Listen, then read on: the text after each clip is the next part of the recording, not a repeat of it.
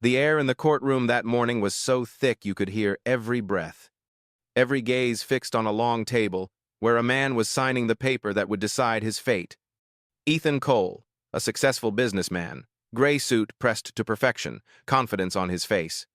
And right beside him, Sabrina Hart, the blonde mistress with a victorious smile, fanning herself as if she were watching a play.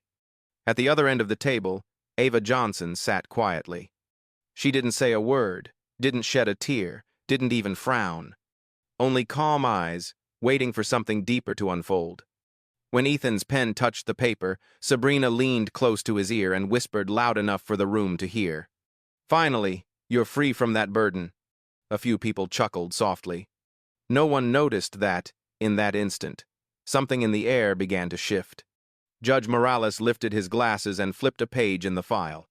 His gaze stopped midway through the dense lines. Then he asked slowly, "Mr. Cole, are you sure you've read the entire content before signing?"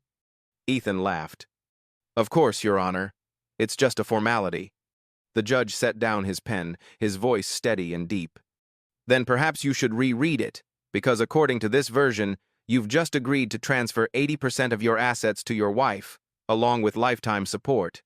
No one in the room had time to react. Ethan shot up from his chair, his face pale. "This can't be. There must be a mistake." Sabrina turned to him, panic flooding her voice. "You said this version was checked already." Ava remained still. She folded her hands gently, eyes fixed ahead. And there was a faint smile, not of triumph, but as if she'd just witnessed justice finding its way home. Whispers rippled across the courtroom. The judge struck his gavel 3 times. The silence exploded. "Order. We'll clarify this immediately." Ethan looked around, sweat soaking his collar. He couldn't understand what was happening. Sabrina leaned over, her trembling hands gripping the paper she'd proudly called victory just minutes ago. And at the end of the table, Ava closed her eyes softly. Her voice rose, barely above a breath. "I once lost everything, but today, for the first time, I think I've found myself again." No one knew that moment was only the beginning of a reversal that the entire city would talk about for months. And the question everyone asked as she walked out of the courtroom was, how could a woman once betrayed, once humiliated to the edge of despair, turn everything around with nothing but calm? The answer began 12 years earlier, when love, trust, and pride started weaving the rope that would bind the fate of 3 people. The air in the courtroom still lingered, like a thin layer of ice. The sound of the gavel echoed softly in the listener's memory. A man had just signed his own sentence and hadn't realized it yet. This story isn't only about betrayal. It's about a woman who stayed silent long enough to learn how to win with intelligence. If you've ever been underestimated, looked down on for your skin, your origin, or your kindness, then what's about to happen will keep you from looking away. Stay, because in just a few minutes, you'll witness the true power of calm. And if you believe that justice doesn't live only in law books, listen until the end, to remember that sometimes silence itself is an indictment. A few years earlier, Ava Johnson's life seemed steady, wrapped in the peace she once dreamed of. She and Ethan Cole met when both were still struggling to build their careers, and together they started a small business from the garage behind their house. Ava had a degree in business management, but she chose to step back so Ethan could shine.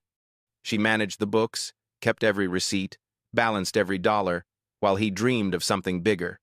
Ethan called her the heart of the house, and she believed it was true. But over time, those words became lines in a script he knew by heart. As the company grew, Ethan changed.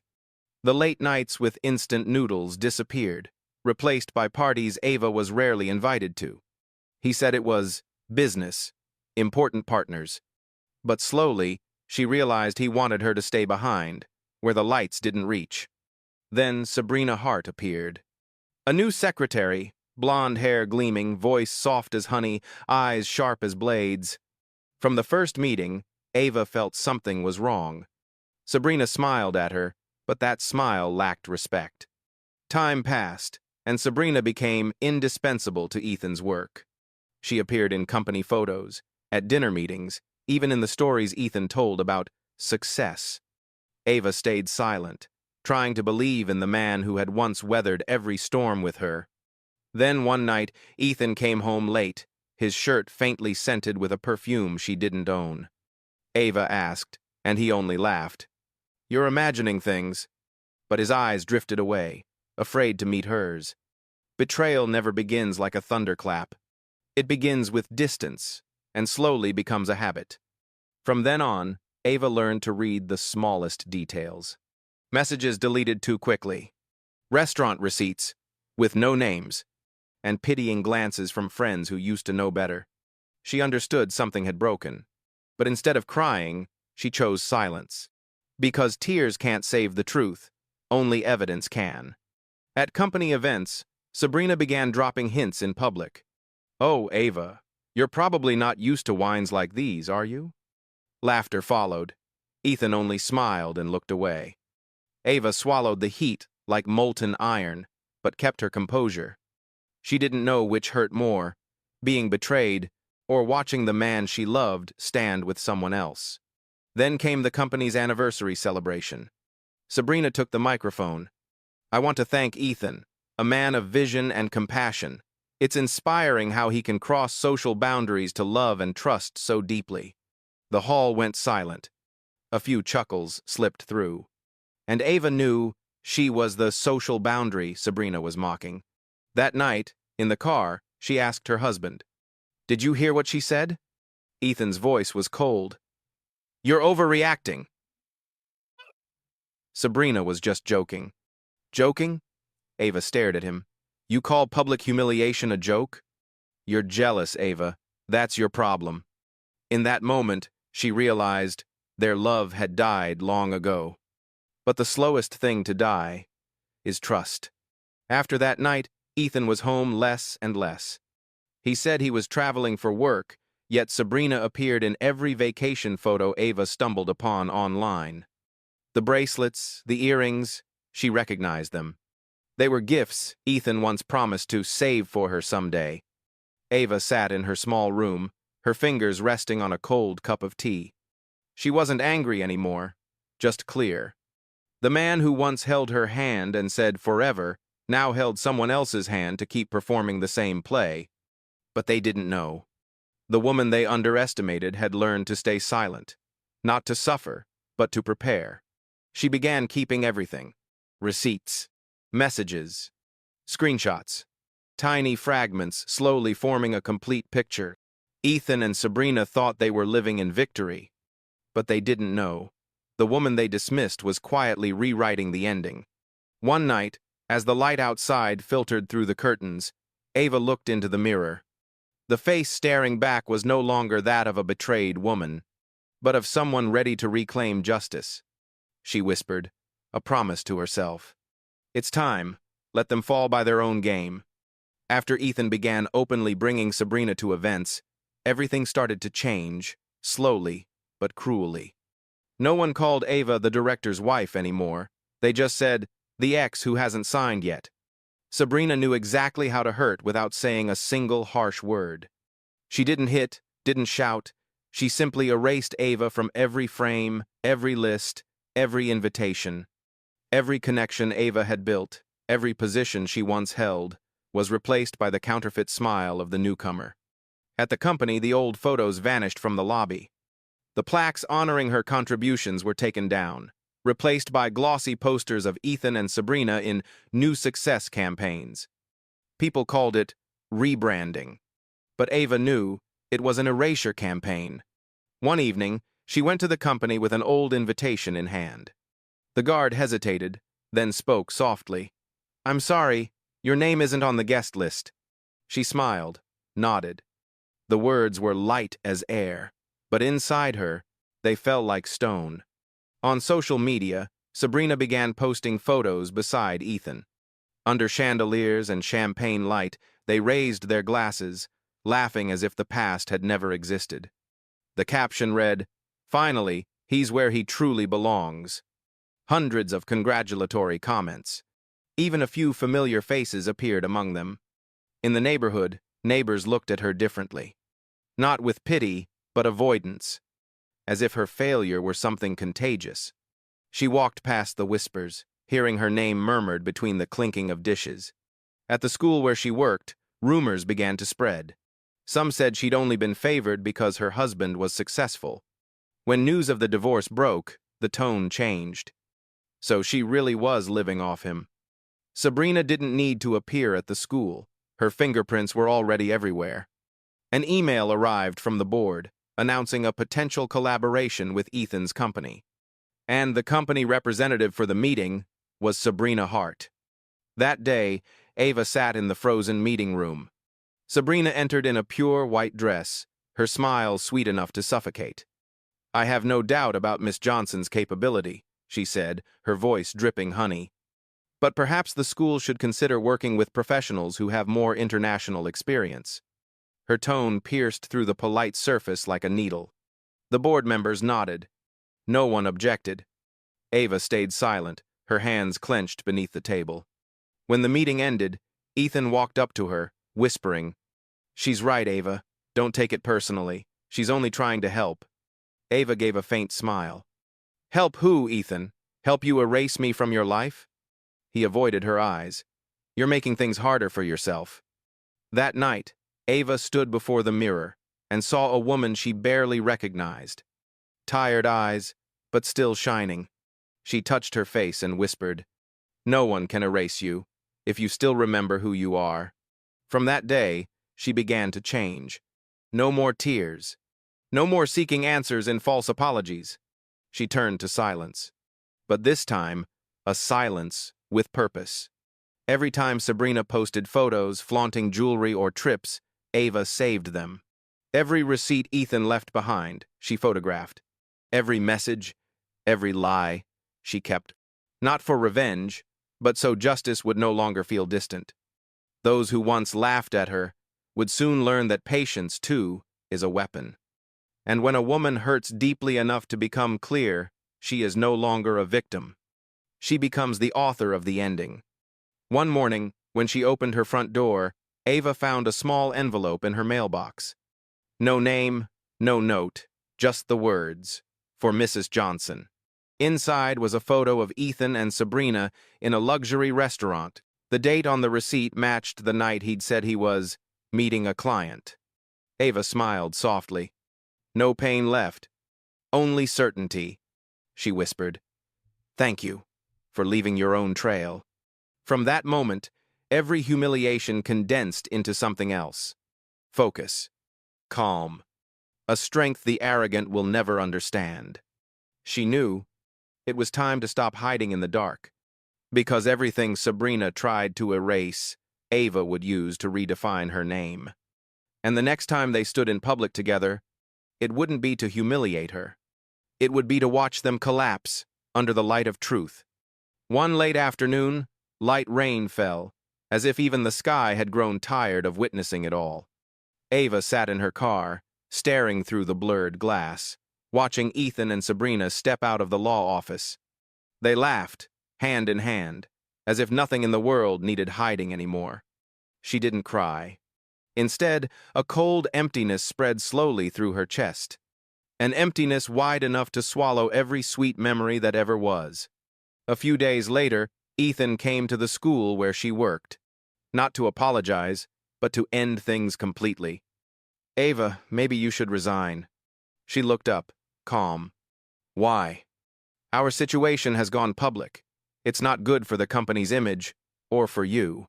His tone was gentle, like he was announcing a new policy. Those words were enough to turn love into shame. That night, Ava cleaned the house they once built together. Everything in the kitchen was the same, except for the laughter. On the dining table, his favorite mug still sat there. She almost threw it away, then stopped. Not out of longing, but to remember. To remember how deeply she once believed. A message from Sabrina flashed on her phone, sharp as a blade. "Thank you for stepping aside, Ava. He deserves to be happy." She looked at the words for a long moment, then deleted them. Not out of forgiveness, but because their game no longer interested her. Days later, Ethan went public with the relationship. A photo at a dinner party. Sabrina resting her head on his shoulder captioned, Finally, the right person at the right time. Hundreds of congratulatory comments, even from people who once attended Ava's wedding. She read them all and laughed. It wasn't a broken laugh, just the bitter sound of awakening. Another evening, she was invited to a parent-teacher meeting. She didn't expect Ethan and Sabrina to be there, this time as the school's new sponsors. Sabrina approached slowly, extending her hand with a sugary smile. "Miss Johnson, what an honor to see you again. I heard the school's considering changes to the curriculum. Isn't that right?" Ava smiled softly. "Yes, everything changes quickly, sometimes too fast to tell what's real." After the meeting, as she walked to the parking lot, Ethan came over. "You shouldn't act so cold, Ava. We're all adults here." Ava looked at him, her voice calm but heavy. "You call this being an adult, Ethan? Taking someone's dignity to polish your own image?" He said nothing. In his eyes flickered something she'd never seen before. Not regret, but fear. That night, Ava didn't sleep. She sat in the dark, listening to the rain tapping the roof. Each drop falling like a reminder that what once was love had now become evidence of disgrace. And in that quiet, she understood something simple. People can take your reputation, they can take your possessions, but no one can make you forget how to stand. Love can die, but dignity cannot. And in that lowest moment, Ava Johnson began to rise. Not for revenge, but to prove that her silence had never been weakness. It was the announcement before the coming storm. One morning, Ava went to the bank to check the joint account. It was supposed to be routine, she told herself, yet something uneasy stirred inside. Mr. Thompson, the branch manager, froze slightly when he saw her. The polite smile on his face seemed to harden for a few seconds. "Good morning, Miss Johnson. What would you like to review today?" "Just a statement check," she said softly. "There are a few charges I don't recognize." He nodded, his hand trembling faintly as he scrolled through the screen. The air in the room grew dense, as if every number was hiding a secret. A minute passed, then another. He sighed. "Perhaps it would be better to discuss this when your husband is present." Ava looked up. "Why?" "Because," he hesitated, "some of these transactions are private. I can't disclose them without mutual consent." Her tone stayed calm, but her voice turned colder. "This is a joint account. I have every right to know." He glanced around, then lowered his voice, printing several pages. He placed them on the desk, sliding them toward her gently. "You should read carefully before asking more questions." The numbers on the page struck like blades to the chest. Over $200,000 transferred into the same account. The recipient's name, Sabrina Hart. Ava said nothing. She studied every line, every letter, every date. "And there's one more thing," Mr. Thompson murmured. "Your house has been listed as collateral for a new loan." He leaned closer, almost whispering.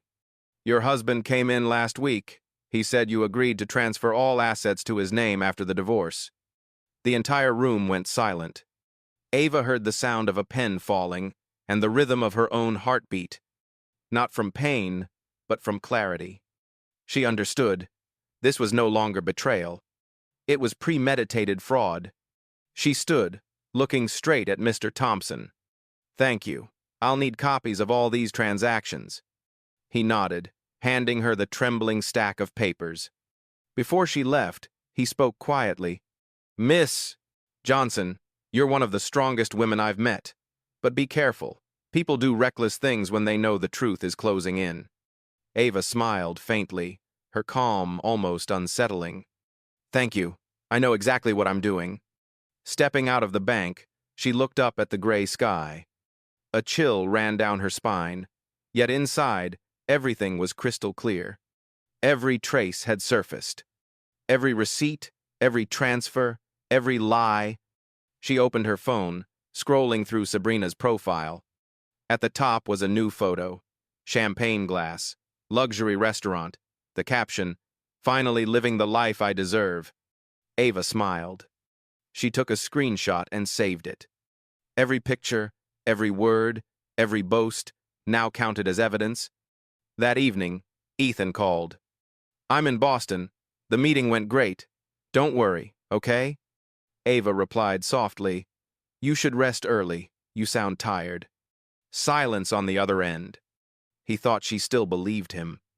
But just hours earlier, Sabrina had posted another photo. Same watch, same man, in Miami. Ava hung up and looked at the mirror in the empty room. The reflection staring back wasn't a forsaken wife anymore. It was the face of a woman holding her first proof. From that moment, Ava knew. The game had begun. And this time, she would write the rules. The next morning, Ava walked into a tall glass building that shimmered in the heart of the city. Inside, the air was still as a library. Only the sound of her heels echoed softly across the stone floor. The name on the office door made her pause for a moment. Dr. Patricia Lane, divorce and financial law specialist. She took a deep breath and pushed the door open. The woman behind the desk looked up, eyes sharp as a blade, yet somehow warm. Dr. Lane was in her early 40s, hair neatly tied, voice low and precise. Miss Johnson, I've read your email. Please, have a seat. Ava nodded and sat in the leather chair across from her. Before she could speak, Dr. Lane began, Your husband is Ethan Cole, correct? Cole Dynamics? Yes. And his mistress, Sabrina Hart. I've reviewed the bank files you sent. Ava nodded again. I need you to help me save what's left. Dr. Lane leaned forward slightly, her tone deliberate. No, Ava. You're not here to save. You're here to win. The room went quiet. Ava looked at her, surprised. Dr. Lane gave a faint smile. I see hundreds of women like you every year. They walk in heartbroken and empty-handed, but I never let anyone leave that way. Do you understand? Ava nodded slowly, her voice almost a whisper. He took everything, my trust, my dignity. Then we take it back, Dr. Lane interrupted, calm as if discussing arithmetic. She opened a thick folder, her sharp eyes scanning the pages.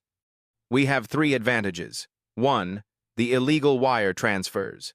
2, the mortgage signed without consent. 3, public evidence from social media. Ava leaned slightly closer. So what do we do first? Dr. Lane smiled. We do nothing. We let them act. You'll play the gentle wife who's ready to let go. When they believe you've surrendered, they'll tighten their own noose. For the first time in months, a spark returned to Ava's eyes. You think I can pull that off? You don't need me to believe. You just need to remember. Arrogant men make the easiest prey. Our job is simply to hand them the rope and let them hang themselves. Dr. Lane stood, pouring 2 glasses of water. Her tone softened, almost like a secret being shared. Miss Johnson, I've been where you are. Left behind, humiliated, dismissed. But I learned something from it. Justice doesn't come on its own. You drag it back, with intellect and proof. Ava gripped her glass tightly. What do you want me to do? Dr. Lane's reply came cold as steel. Remember everything. Keep your voice calm. Don't argue. Don't challenge. You'll be the embodiment of composure, and I'll be the scalpel. When the time comes, they won't understand how the whole world turned against them. Ava stared at her for a long moment. Her voice was small, but steady. He thinks I only know how to endure. Dr. Lane tilted her head, a faint smile curling. Then let him see. Even endurance has limits, and when a woman stays silent too long, that silence can destroy an empire. The room fell silent again. On the desk, the morning light slid across the open folder, reflecting on the faces of 2 women, one once defeated, the other reborn from ashes. Between them lay an unspoken agreement, a contract written only in a glance. From that moment on, Ava Johnson would no longer be erased. She would write every line of her own verdict, and outside, the wind began to rise against the glass, carrying with it the quiet promise of an approaching storm. A few days after that fateful meeting with Dr. Lane, Ava returned to the house that had once been a home. There was no bitterness left, only the quiet of someone who understood the game was about to begin. She cooked dinner, lit candles on the table, just like in the early days of their marriage. When Ethan walked in, his eyes flickered with surprise. "Is there a special occasion?" Ava smiled, her voice soft as breath. "No, I just wanted to have dinner with you, one last time." Ethan sat down, a little uneasy. She poured the wine, watching him carefully. "I think, maybe you were right. We should stop." He looked up, almost not believing what he'd heard. "Are you serious?" Ava nodded. "I've tried long enough, Ethan. I don't want to fight anymore." In that instant, his face lit up with a strange, satisfied glow. He smiled like a man who thought he'd won. "I knew it. You've always been reasonable." Ava stayed silent, her head bowed slightly. Her eyes were dry now, still and deep like the surface of a lake before a storm. From that day on, she became the gentle wife in his eyes. She asked about his day, cooked meals, never questioned. When he said he was traveling, she only replied, "Take care of yourself." Ethan began to relax. He believed Ava had surrendered. And in that blind belief, he started revealing everything on his own.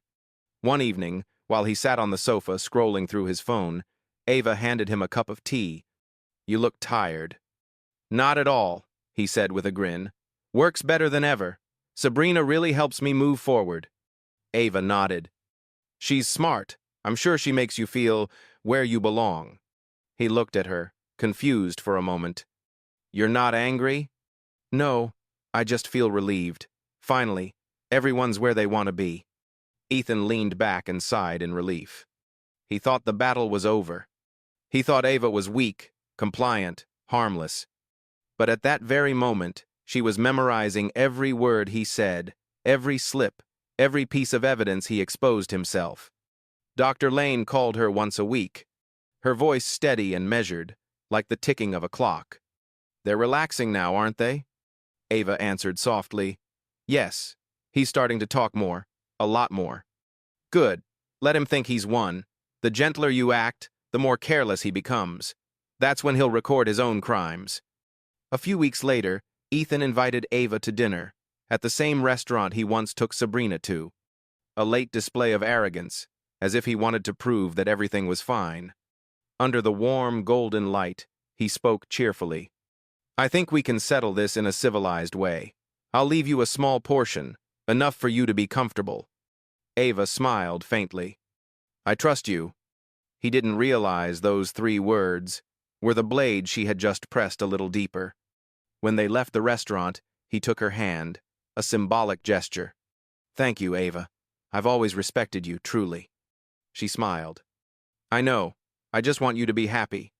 Ethan turned away, never seeing the look in her eyes then. A reflection as cold as glass, mirroring the arrogance that was consuming him. From that day on, Ava played her role so perfectly that the world believed she had let go. She commented blessings under their photos. She thanked friends for their concern. Everyone thought she was fragile, and Ethan thought she had died inside. But each night, while he slept, Ava sat at the table, sorting papers, arranging evidence. She replayed the recordings he had carelessly left behind, captured every photo Sabrina posted, saved every hidden transfer. Each document stacked into a growing file, the slow, steady breath of justice drawing near. And one morning, as Ethan reached for the door, Ava spoke softly. "Ethan." He turned. "Thank you for being honest." He smiled, proud, thinking it was forgiveness. But for Ava, it was the farewell before the final act. Because in their game, the one who thinks he's strongest is always the one about to fall the hardest. In the weeks that followed, Ethan drowned in the illusion of victory. He appeared with Sabrina at every party, laughing loud, speaking louder, convinced no one would dare oppose him. Ava stayed silent. No jealousy, no anger, only observation. Every photo they posted, she saved. Every smug caption, she captured. Hashtags like "new chapter," "finally free," "living my truth" became evidence for their own trial. One evening, when Sabrina hosted a party at her new apartment, Ava received a message from an old friend at Ethan's company. "She's live right now. Ethan's with her. You should see this." Ava opened her phone and tapped the live video. On screen, Sabrina sat close beside Ethan, smiling brightly, raising her champagne glass high. To freedom and a life without complications. Ethan lifted his glass, grinning. We've settled everything. Tomorrow I'll sign the papers, and it'll all be ours. It was just a moment of arrogance. But in Ava's mind, it echoed like the click of a lock springing open. She rewound the video, recorded it, and saved it carefully. Every second, every laugh, every word. It'll all be ours. Dr. Lane listened to the clip and chuckled softly through the phone. See, I told you, arrogance makes the most honest witness. What do we do now? Ava asked. Let them continue. The more they flaunt, the thicker our file becomes. I want everything public, clear, undeniable. And just as predicted, Sabrina grew drunk on triumph. She posted videos of their celebration dinners, with detailed captions about imported wine, five-star hotels, and the diamond ring Ethan had given her. No one but Ava knew that ring had been bought from their joint account. One afternoon, Ethan called, his voice glowing with excitement. I think it's all coming together. Finally, I get to live honestly. Ava's voice was soft. I'm happy for you, Ethan. You deserve that. He laughed. You really are the most understanding woman I've ever met. Maybe, she replied. Then she ended the call, opened her recorder, and added the conversation to the growing file, right beside Sabrina's newest post from minutes earlier. Dr. Lane placed the thick folder on her desk, tapping the cover lightly. Perfect. We have a full network, finances, images, words, and motive. He confessed his crimes himself, and his mistress recorded them on video. Ava smiled faintly. Sometimes I almost pity them. They don't see that their own vanity has become a megaphone. Dr. Lane's eyes glimmered. Don't pity them. Just remember, justice doesn't need emotion. It needs proof. That night, Ava sat alone by the window. She replayed the recording, the phone's glow reflecting on her calm face. Ethan's voice rang again. It'll all be ours. She smiled softly. No, Ethan. It'll all be mine.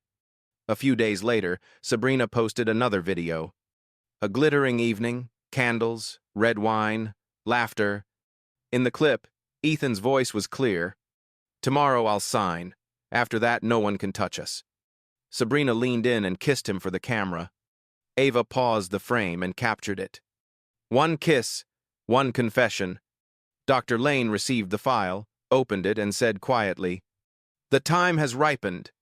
And Ava understood. The game was almost over. But before the curtain fell, she kept her gentle smile, kept sending Ethan kind messages, kept letting him believe she had surrendered. Because the smartest player never shouts when they win. They wait, until arrogance confesses on its own. The night before the trial, Ava's house was silent, like a small temple in a sleeping city. No rain, no ticking clock, only the quiet breath of a woman who had prepared for tomorrow as if for a sacred ritual. On the table, the files were stacked neatly. Each page carried traces of arrogance, deceit, and contempt. But tonight, they were no longer wounds. They were evidence. She poured a cup of tea, sat down, and opened the recorder. Ethan's voice played, confident and careless. Tomorrow I'll sign, and everything will be ours. She listened through, no skipping, no stopping, just listening with the calm of someone who had already closed a chapter of her life. Dr. Lane called. Are you ready? Ava smiled softly. Yes, I'm not afraid anymore. Tomorrow will be long, Ava. Remember, you're not there to plead. You're there to restore the truth. Thank you for believing in me, even when I forgot to believe in myself. Dr. Lane's tone softened. Tomorrow, when they see you, they won't recognize the woman they once dismissed. Ava ended the call and looked at the mirror before her. The face staring back wasn't that of a betrayed wife anymore. It was the face of a woman in control, calm before the storm. She folded the scarf, arranged the documents, and opened her small notebook. Inside, only one line written in blue ink. Do not seek revenge. Let the truth do that for you." She smiled and closed the book. Outside, the sky was thick and dark, except for a thin crescent of silver light. That faint glow slipped into the room, a reminder that even in the darkest night, justice has its own light.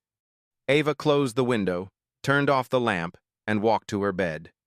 Before closing her eyes, she whispered to herself, "Tomorrow isn't the day he loses everything. It's the day I reclaim what was never his to take." And in that silence, a soft breeze brushed through the curtains. Peaceful, almost sacred, before the dawn that would change her life forever. That morning, sunlight streamed through the courthouse windows, a single beam cutting through the night that had just ended. The courtroom was packed. Reporters, staff, and former colleagues of Ethan filled every seat. Ethan entered with Sabrina, hand in hand, confidence in his step, arrogance in his smile. He wore a gray suit, face untroubled. Sabrina, in a white dress, fanned herself lightly as if she were attending a gala, not a trial. Ava arrived last. Her steps were slow, but steady. She wore a simple black suit, no jewelry, no display, only a calm gaze that seemed to quiet the room. When Judge Morales entered, silence fell. He had seen hundreds of divorces, but something in his eyes said he knew this one would be different. Ethan's lawyer began, his tone triumphant. "Your Honor, this is an amicable divorce. Both parties have agreed, and Mr. Cole is ready to sign to end the marriage peacefully." Ethan nodded, self-assured. Ava said nothing. She placed a thin folder on the table, her hands folded together. "Mrs. Johnson," the judge asked, "do you agree to this settlement?" Ava turned toward Ethan, nodding slightly. "Yes, Your Honor, as long as everything in that document reflects the truth." A pause hung in the air. The judge opened the folder, scanning a few pages. Then he stopped. "Mr. Cole," he said slowly, "are you certain you've read this document carefully before signing?" Ethan laughed, his voice full of confidence. "Of course, Your Honor. I'm not foolish enough to sign without knowing what's inside." The judge removed his glasses and set them down. "Well, that's interesting, because this version clearly states, you agree to transfer 80% of your assets to your wife and provide $4,000 a month in support until she remarries." The room exploded in a single breath. Ethan's face drained of color. "That's impossible. That's not the copy I signed." Sabrina jumped up. "You told me everything was handled. How could this happen?" The judge tapped his gavel lightly. "Order, I'm not finished." He turned to Ava. "Mrs. Johnson, do you have proof this document is authentic?" Ava nodded. "Yes, Your Honor." She stood and presented the original file, bearing the seal and Ethan's signature. Ethan's lawyer rushed forward, snatching it up. "This can't be. The seal is valid. The date matches." He stammered, sweat forming on his forehead. Dr. Lane stood, her voice calm and steady. "Your Honor, before we discuss the validity of the document, I'd like to submit additional evidence concerning financial misconduct and marital assets." The room went silent again. She opened her leather case and drew out the documents. "These are bank statements proving Mr. Cole transferred $247,000 to an account under the name Sabrina Hart, the same woman sitting here. Next, a mortgage document for the marital home, used to fund Mr. Cole's personal expenses without Mrs. Johnson's knowledge." Ethan's voice broke through, trembling with anger. "That's personal. It has nothing to do with this case." Dr. Lane arched a brow. "Really? Then what about this video?" The audio filled the room. Ethan's voice boomed from the speakers. "Tomorrow I'll sign, and it'll all be ours." Sabrina froze, panic flashing in her eyes. "Turn that off! You trapped me!" The judge turned toward her, his voice stern. "Miss Hart, are you aware that posting content involving shared assets before a divorce is finalized is a legal violation?" She stammered. I only posted it for fun." Dr. Lane's voice cut in, cold as glass. "You call $20,000 for handbags, $30,000 for Italy, and $75,000 for first-class tickets fun, all charged to a joint credit account." The sound of frantic typing echoed as journalists captured every word. Ethan shot to his feet, shouting, "This is a setup! She's fabricating everything to destroy me!" Judge Morales slammed his gavel down hard. "Sit down, Mr. Cole. In this room, only evidence speaks." He turned to Ava. "Mrs. Johnson, do you have anything to add?" Ava drew a slow breath. She rose, her voice calm yet resonant. "Your Honor, I'm not here for revenge. I'm here so the truth can be heard. I shared my life with a man I believed was my partner. I gave everything I had to build our future. But that man used my trust as a weapon to erase me from his story." She looked straight at Ethan. "You said I didn't belong in your world, but today, you proved that yourself." Sabrina broke into tears, her makeup streaking down her face. "You told me she signed. You said everything was legal." Ethan turned sharply, his voice cracking. "Be quiet. You're the reason I lost everything." The judge's tone deepened. "No, Mr. Cole. You did this to yourself, through your own arrogance." He placed the file back on the table. "Based on the evidence presented, the court nullifies the fraudulent agreement, restores full assets to Mrs. Johnson, and orders an investigation into financial misconduct. All of Mr. Cole's accounts are to be frozen immediately." The gavel struck, loud and final. No one spoke.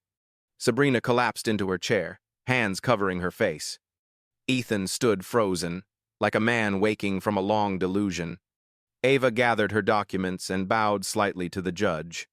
Before leaving, she turned back, her gaze free of anger, carrying only quiet pity. "You once said I didn't understand your world. Maybe you were right, because in that world, honesty has no place." She walked away. Her steps were slow, but steady. Each click of her heels echoed like the heartbeat of justice fulfilled.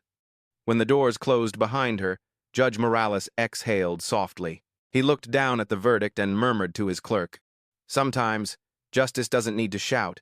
It only needs someone patient enough to wait for the right moment." Outside, Ava lifted her face to the light. The morning sun touched her eyes.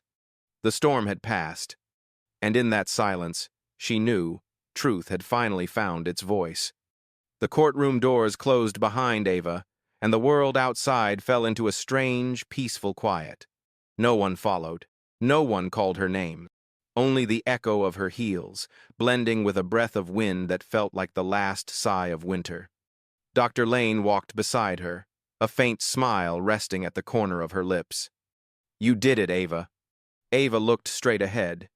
"No, they did it to themselves." The lawyer nodded softly, saying nothing more. Some victories don't need applause. They only need to be remembered. As they stepped down the courthouse stairs, a wave of reporters rushed forward. Cameras flashed. Microphones reached out. Questions filled the air. "Ava, do you have anything to say to your ex-husband?" She paused for half a second and smiled gently. "There's no need. Everything I wanted to say, the court already said for me." Dr. Lane touched her arm lightly, guiding her through the crowd. The car door shut behind them, cutting off the noise of the world. Inside, there was only the hum of the engine and the steady rhythm of two calm hearts. Ava looked out the window, where Ethan still stood in the courthouse lobby. His face pale, his eyes lost, like a man watching his world crumble in silence. She didn't feel triumph. No victory could ever erase the pain that had come before. There was only one feeling left: relief. The headlines would tell the story of a clever wife who defeated a deceitful husband. But Ava didn't need that story. All she wanted back was the one thing they tried to erase: her dignity. "What will you do next?" Dr. Lane asked. Ava looked down at the folder in her lap. "Start over, maybe from the very place they once said I wasn't good enough." "Education?" "Yes. I'll teach others how to recognize their worth before someone else tries to define it for them." Dr. Lane smiled, pride glimmering in her eyes. "That's why I love cases like this. Not because of the win, but because of how women like you turn pain into power." The car turned a corner. Midday light spilled across Ava's face, soft and warm. She leaned back, exhaling slowly. No anger left. No bitterness. She had walked through it all, in silence that spoke louder than any shout. Before the car stopped, Ava said quietly, "People think revenge means making someone hurt the way you did, but for me, real revenge is living better, brighter, and more peacefully than they ever imagined." She stepped out without looking back. Her silhouette melted into the moving crowd, touched by falling sunlight. No applause, no cameras, just one woman, walking toward freedom, in the calm steps of her own peace. Months passed since the courtroom doors closed on the divorce that set the city buzzing. Ava Johnson now lived in a small apartment downtown, where morning light slipped through the glass and the smell of coffee floated softly each dawn. No more sleepless nights. No more need to prove anything to anyone. On her desk stood a small plaque that read, "Ava Johnson Consulting, Dignity Through Knowledge." Her new firm specialized in educational consulting and human-centered leadership training. An idea born from the very thing that once made her feel underestimated. For the first time in years, Ava was fully herself. No one cut her off. No one tried to shrink her to fit their world. One morning, Dr. Lane called. "Good news, the third contract signed, and the Chronicle wants to feature you in Women of Influence." Ava smiled softly. "I don't think of myself as influential." "You don't have to think it. The results already say it." Ava looked out the window at the sunlight, glinting off the glass towers. "It's strange," she murmured. "I used to think revenge meant watching them fall, but real revenge is living well enough that you no longer care where they ended up." News about Ethan Cole surfaced a few weeks later. His company collapsed after new investigations uncovered more financial fraud. Investors pulled out. The house was seized. His reputation unraveled. Sabrina vanished from social media, taking with her the luxury dreams built on someone else's money. And Ethan was spotted working as a salesman in a small electronics shop on the outskirts of town. A man who once stood at the top, now bowing to greet customers. One afternoon, fate arranged their meeting. The elevator doors opened, and Ava stepped in. Ethan was already there, shirt wrinkled, files in hand. They stood in silence for a few seconds. He avoided her eyes. "Ava," he stammered, "I just wanted to say, I'm sorry." She looked at him, without anger, without pity, only calm clarity. "You don't need to say it, Ethan. I already know." "Do you hate me?" "No. You helped me see my own strength. Sometimes, the people who hurt us are the ones who teach us how to rise." Places. The elevator doors opened. Ava stepped out, turning once. "Good luck, Ethan. I hope you find a better version of yourself." He lowered his head, eyes clouded with wordless regret. Weeks later, Ava's interview appeared on the front page. The headline read, "From Humiliation to Strength, the Woman Who Turned Pain into a School of Character." She skimmed it, smiling faintly. Not out of pride, but out of peace. Because her story was no longer about betrayal. It was about how a person can be reborn from ashes. That afternoon, she stood at the door of her new classroom, facing dozens of women eager to listen. She spoke gently, without naming names, without bitterness, only lessons. Never let anyone make you feel small. Your worth isn't defined by how others see you, but by how you choose to rise after you fall. The room was silent. A woman in the front row whispered through tears, "Thank you for speaking for so many of us." Ava smiled. She finally understood the real reward. Not the settlement, not the verdict. It was turning pain into a light for others to follow. That evening, back home, she placed her tea on the table and opened the window. The breeze carried the scent of jasmine through the room. In the soft glow of her lamp, she wrote the final line for her upcoming talk. "True strength isn't defeating others. It's defeating who you were when you were broken." She set the pen down and smiled. Life once tried to teach Ava humiliation, but she turned it into a masterclass in dignity. And that was the most beautiful revenge of all. If you've listened this far, pause for a moment. Take a breath and think about what this story touched in you. Life will bring people who hurt you, places where you're dismissed, moments when you think there's nothing left to believe in. But justice doesn't always arrive with a roar. Sometimes, it comes in the quiet strength of someone who never gave up. Ava didn't win by striking back. She won through patience, through intellect, and by knowing when to speak. She taught us that human worth isn't measured by titles or status, but by how we act when we're betrayed. That dignity can't be stolen if you guard it with character and calm. And that serenity is often the sharpest form of justice. If you've ever been underestimated, ignored, or told you're not enough, remember Ava? She didn't aim to make them hurt.